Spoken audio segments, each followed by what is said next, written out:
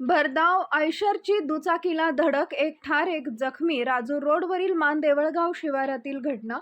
श्री क्षेत्र राजूर रोडवरील मानदेवळगाव शिवारात आज दुपारी एका भरधाव आयशरनं दुचाकी स्वाराला दिलेल्या धडकेत दुचाकीवरील एक जण ठार झाला तर दुसरा जखमी झाला असून त्यास उपचारार्थ रुग्णालयात दाखल करण्यात आले आहे. दरम्यान घटनेची माहिती मिळताच चंदनझिरा पोलिसांनी घटनास्थळी पोहोचून रखडलेली वाहतूक सुरळीत केली आहे.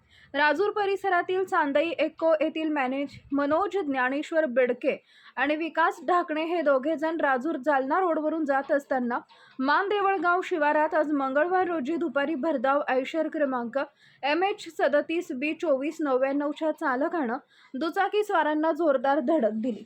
या धडकेत मनोज बेडके हा ठार झाला असून विकास ढाकणे गंभीर जखमी झाला असून त्यास सामान्य रुग्णालयात उपचारार्थ दाखल करण्यात आला आहे.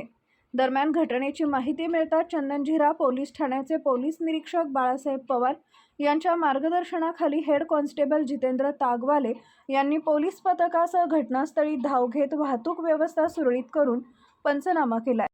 आमच्याकडे शासकीय सामान्य रुग्णालय जालनामध्ये 2 पेशंट आले. 2:35च्या सुमारास.